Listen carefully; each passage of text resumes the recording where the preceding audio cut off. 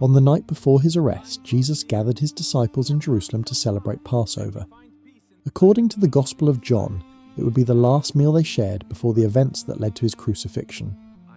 Within just a few hours, he would be betrayed, arrested, and brought before the authorities.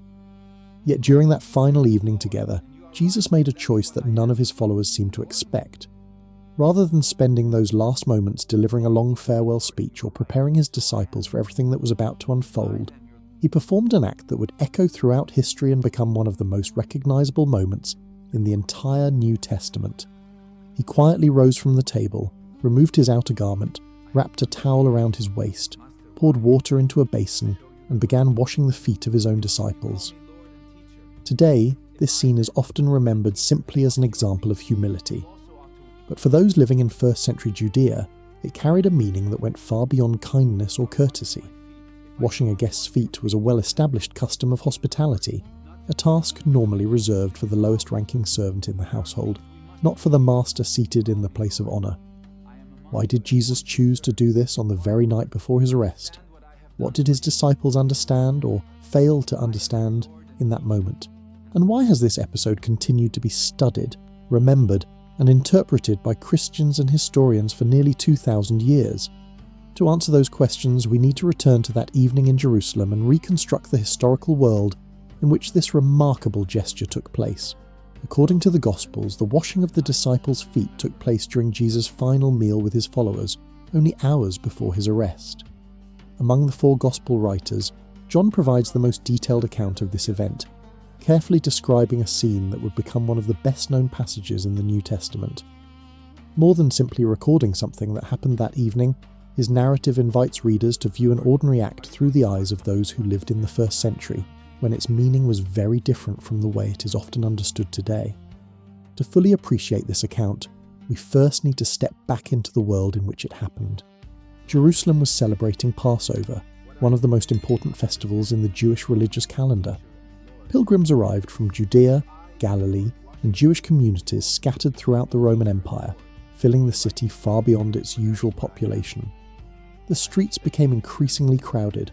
Homes welcomed travellers from distant regions, and both the Jewish religious authorities and the Roman administration remained especially alert, knowing that large gatherings could quickly become unpredictable. It was in this setting that Jesus and his disciples gathered to share what would become their final meal together before the events leading to the crucifixion. Like many homes throughout the ancient Near East, the household followed customs of hospitality that were deeply rooted in everyday life. After walking long distances along dusty roads while wearing open sandals, visitors naturally arrived with dirt-covered feet. For that reason, offering water so guests could wash their feet was considered a normal part of welcoming them into a home. In wealthier households, the task was usually carried out by a servant. In more modest homes, water was simply provided so that guests could wash their own feet before the meal began. It is against the backdrop of this familiar custom that John's account takes on its extraordinary significance. What appeared to be nothing more than an ordinary act of hospitality became one of the most enduring lessons in Christian tradition. To understand why, we must carefully reconstruct the events of that evening, examine what the Gospel actually records, and explore how one simple gesture came to occupy such a central place in the history of Christianity. According to the Gospel of John, Jesus gathered his disciples in an upper room in Jerusalem to celebrate Passover. At that time, the city was experiencing one of the busiest periods of the Jewish calendar. Pilgrims travelled from Judea, Galilee, and Jewish communities throughout the Roman Empire to commemorate Israel's deliverance from Egypt. As thousands of visitors arrived, Jerusalem was transformed. Its streets became increasingly crowded, homes and guest quarters filled with travellers from distant regions, and both the Jewish religious leaders and the Roman authorities increased their vigilance to prevent unrest during the festival. Although the exact location of that final meal cannot be identified with certainty, John's Gospel describes a room that had been prepared to receive Jesus and his disciples. Christian tradition later came to refer to this place as the upper room, a term used to describe a large upstairs chamber within a private home. Such rooms were commonly reserved for important gatherings and shared meals, offering a measure of privacy despite the constant movement and activity that filled Jerusalem during Passover. The way the meal itself was shared was also very different from the image that has become familiar through centuries of paintings and artistic representations. Instead of sitting upright around a high table, guests at formal meals in the 1st century typically reclined around a low table, often arranged in what historians describe as a triclinium. Resting on cushions or low couches, diners leaned on one arm while eating bread, drinking wine and sharing the meal together. This style of dining had become common among many Jewish families, influenced by the broader customs of the Greco-Roman world. Understanding this setting also helps explain another everyday custom that people of the time would have taken for granted. Most travellers walked long distances along dusty roads wearing simple leather sandals.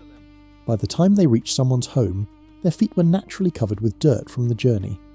For that reason, providing water for washing a guest's feet was considered a basic expression of hospitality throughout much of the ancient Near East.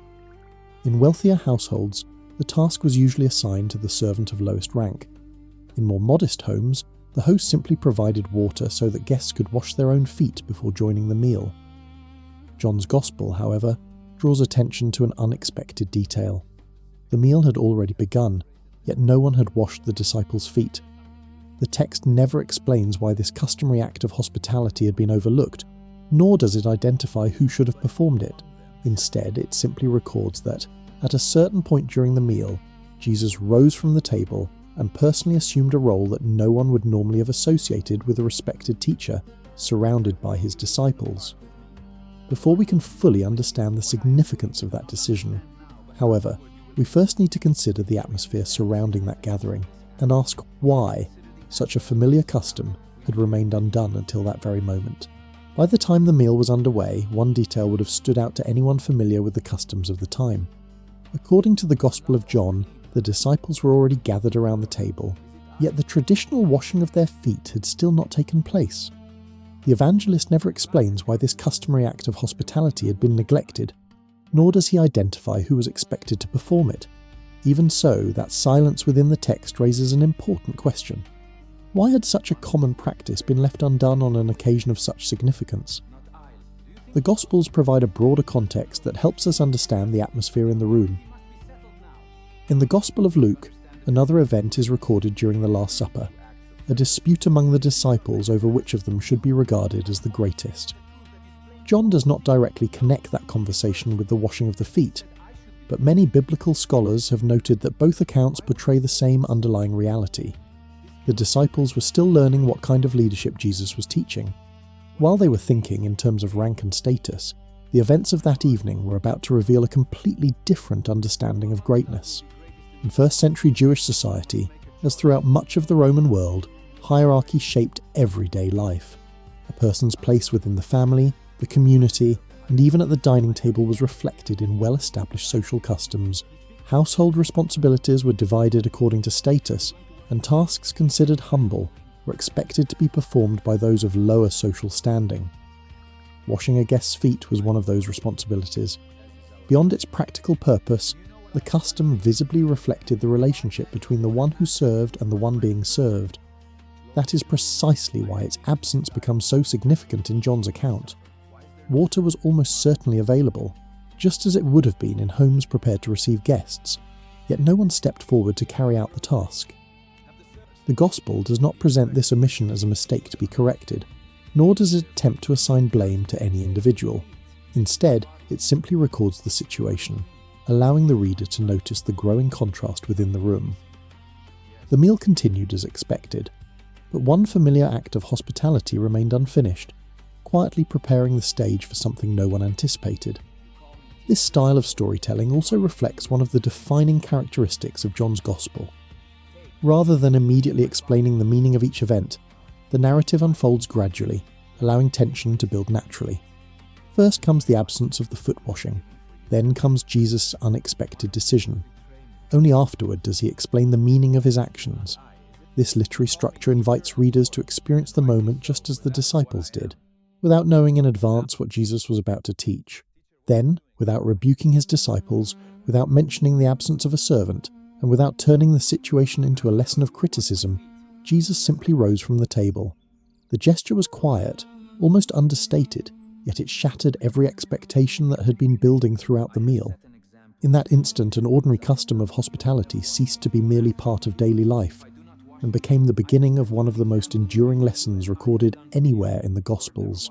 According to the Gospel of John, it was during the meal that Jesus took the initiative. Without interrupting the conversation or announcing what he was about to do, he quietly rose from the table, removed his outer garment, wrapped a towel around his waist, and poured water into a basin.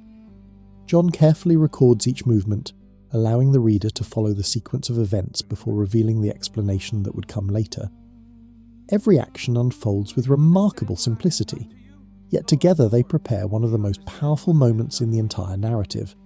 To people living in first century Judea, these actions would have been immediately recognizable. Wrapping a towel around the waist was not a religious symbol or part of any ceremonial ritual. It was simply the way someone prepared to perform manual work, particularly a task associated with household service. Then Jesus began washing his disciples' feet and drying them with the towel he was wearing. John does not tell us the order in which each disciple was served, nor does he describe the individual reactions of everyone in the room. Instead, the focus remains entirely on Jesus himself, who willingly assumed a responsibility that would normally have belonged to the lowest-ranking servant in the household. For anyone present that evening, the scene would have overturned every social expectation. The disciples recognized Jesus as their teacher. They had followed him for years, listened to his teachings, and regarded him as the unquestioned authority within their group. Yet now it was he who knelt before them. One by one, the disciples found themselves in the position of being served, while the one they called Lord performed a task that society associated with humility rather than honor. This striking reversal helps explain why the episode has remained so deeply rooted in Christian memory. John's Gospel does not present the washing of the feet merely as an act of kindness or courtesy. By carefully describing every step, the narrative invites readers to recognize that Jesus was teaching through his actions long before he explained them with words. Before offering any interpretation, he allowed his disciples to witness an example they would never forget. Over the centuries, biblical scholars have often pointed to this moment as one of the clearest examples of history, culture, and theology coming together within a single event. A familiar custom, practiced in countless homes throughout the ancient Near East, suddenly carried a meaning far beyond its original purpose because of the one who chose to perform it. If you enjoy exploring the historical background behind biblical events like this, consider subscribing to the channel. And while you're here, let us know in the comments which city you're watching from. It's always fascinating to see how far these historical conversations travel and which subjects spark the greatest curiosity among viewers around the world. The Gospel continues by showing that the washing of the disciples' feet was never intended to be seen simply as a public display of humility. When Jesus came to Simon Peter, the narrative took an entirely new direction. For the first time, one of the disciples interrupted the sequence of events, and a conversation began that would become one of the most significant exchanges of the entire evening. What had seemed to be nothing more than a familiar act of hospitality was about to reveal a deeper meaning, one that Jesus himself would soon explain. The Gospel of John tells us that the sequence of the foot washing was interrupted when Jesus came to Simon Peter. Up to that point, John offers no description of how the other disciples reacted. The narrative remains focused entirely on Jesus and his actions. It is only when he reaches Peter that the silence is broken, and through their conversation the deeper meaning of everything that has taken place begins to emerge. As Jesus approached to wash his feet, Peter immediately objected. "Lord, are you going to wash my feet?" His question reveals both surprise and discomfort. Moments later, his objection becomes even stronger. "You shall never wash my feet." John does not attempt to describe Peter's emotions directly, but the cultural setting makes his reaction understandable. For a disciple to accept such a humble service from his own teacher would have contradicted the way authority and honour were normally understood in first century Jewish society. In Peter's mind, the roles had been completely reversed. Jesus answered with a statement that must have seemed mysterious at the time. "What I am doing you do not understand now, but afterward you will understand." His response makes it clear that the significance of the act could not be explained simply by the customs of hospitality. There was a deeper lesson hidden within the gesture itself, one that would only become fully apparent in light of the dramatic events that were about to unfold and the mission the disciples would later receive. Even so, Peter continued to resist. Jesus then replied with words that shifted the entire conversation onto a different level. "Unless I wash you, you have no part with me." At that moment, the discussion was no longer centered solely on the physical act of washing feet. It had become a conversation about the relationship between Jesus and those who followed him. Faced with this response, Peter's attitude changed immediately. The disciple who had refused only moments before now answered, "Lord, then not my feet only, but also my hands and my head." Jesus responded once again, saying, "The one who is bathed does not need to wash, except for the feet, but is completely clean." John does not pause to explain every detail of that statement. Instead, he allows Jesus' later teaching to provide the broader meaning. This narrative approach is characteristic of the fourth gospel, which often presents an event first, and only afterward records Jesus' explanation, inviting readers to reflect before offering a complete interpretation. Throughout the history of Christianity, this conversation has been understood in different ways. Many biblical commentators see in it a symbolic lesson about spiritual fellowship between Christ and his disciples, expressed through the language of an ordinary daily practice. Others emphasize its practical dimension, viewing it primarily as a living example of humility, service, and the kind of leadership Jesus expected his followers to embrace. Although Christian traditions differ in how they interpret certain aspects of the passage, they largely agree on one point. The conversation with Peter reveals that the washing of the disciples' feet was never intended to remain merely an act of hospitality. It formed an essential part of a carefully constructed lesson that unfolded throughout that final meal. There is one more detail that highlights the way John tells this story. He does not interrupt the scene to explain its meaning the moment it happens. Instead, he first records Peter's surprise, then Jesus' responses, and only after the washing is complete does Jesus return to his place at the table to explain everything to the group. The reader is led through the experience exactly as the disciples were. First, they witness an unexpected act. Then they struggle to understand it. Only afterward are they given the explanation. It is this final teaching that transforms an ordinary custom of hospitality into one of the most enduring lessons found anywhere in the New Testament. After completing the washing of the disciples' feet, the Gospel of John tells us that Jesus returned to his place at the table, put his outer garment back on, and asked a simple but profound question. "Do you understand what I have done for you?" From that moment forward, the act itself was no longer simply something the disciples had witnessed. Jesus began to explain its meaning. The silence that had surrounded his actions gave way to a lesson that revealed the purpose behind everything that had taken place only moments earlier. Jesus reminded the disciples that they called him Teacher and Lord, titles which, as he himself affirmed, were entirely appropriate. In the context of first-century Judaism, calling someone a teacher meant recognizing that person's authority to instruct others and interpret the scriptures.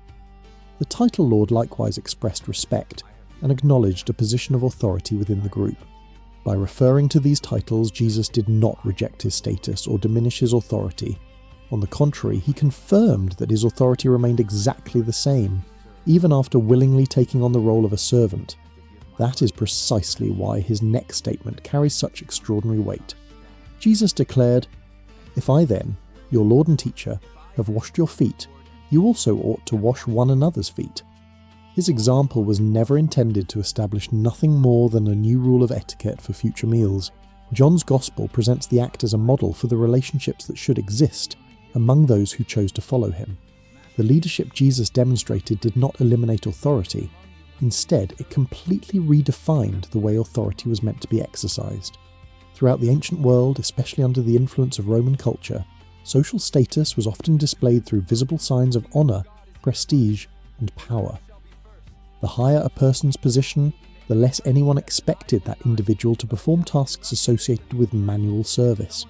It was precisely this social expectation that Jesus overturned when he voluntarily assumed a responsibility normally reserved for the lowest members of the household. The true significance of the moment was found not simply in the act of washing feet, but in the identity of the one who chose to perform it. Another important aspect of this teaching is its timing. According to the Gospel of John, everything takes place only a few hours before Jesus' arrest. Rather than using that final gathering solely to prepare his disciples for the dramatic events that were about to unfold, he chose to leave them with a living demonstration of the kind of leadership he expected them to practice after his departure. Even before the crucifixion, The character of his kingdom was already being revealed, not through abstract ideas, but through an example so simple and so familiar that everyone in that room could immediately understand what they had seen. Over the centuries, this passage has inspired a wide variety of interpretations and traditions throughout Christianity.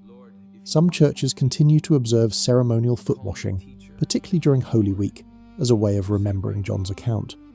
Others understand the event primarily as a lasting symbol of humility, service, and genuine care for others. Although Christian traditions differ in the way they emphasize these themes, they share a common recognition that this episode stands among the most significant teachings Jesus left to his disciples. There is one final detail recorded in John's Gospel that deserves careful attention. Judas Iscariot was still present during the meal when Jesus washed the disciples' feet. Soon afterward, he would leave the upper room to carry out the betrayal that had already been foreshadowed earlier in the narrative. Many biblical scholars point to this detail because it demonstrates that Jesus extended this act to everyone gathered around the table that night, fully aware of what was about to happen. The meal was drawing to a close, and within only a few hours the events that would forever change the course of Christian history would begin to unfold. Only after the arrest, the crucifixion, and the resurrection would the disciples fully understand why, on that final evening, Jesus chose to teach first through an act of service, and only afterward through words. As we return to the question that opened this documentary, the answer becomes much clearer. According to the Gospel of John, Jesus washed his disciples' feet because he wanted to transform an ordinary custom of hospitality into a lesson they would never forget. Rather than simply speaking about humility, service, and leadership, he chose to demonstrate those principles through a tangible act.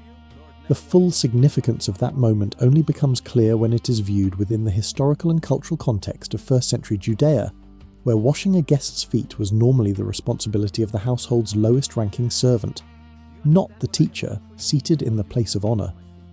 Over the centuries, Christians from many different traditions have interpreted this episode in various ways, yet they have consistently recognized it as one of the defining moments of the New Testament. According to John's account, Jesus concluded the event by calling his disciples to follow the example they had just witnessed. For that reason, the washing of the disciples' feet remains one of the most enduring scenes from the final hours before the crucifixion, bringing together history, cultural context, and one of Christ's most memorable teachings in a single powerful moment. It is often this historical setting that goes unnoticed when people read the Bible today. Understanding how people lived, the customs they followed, and the historical circumstances surrounding each event allows familiar passages to be seen with a completely new perspective. That is exactly why we created the ebook The Bible in Chronological Order. It organizes the major events of Scripture in their historical sequence, making it easier to understand how each narrative fits within the broader story of the Bible. If you'd like to continue exploring Scripture from a historical and contextual perspective, you'll find a link to the ebook in the first pinned comment below. The Bible is filled with stories that may seem familiar at first glance, yet reveal entirely new layers of meaning when we return to the world in which they actually took place.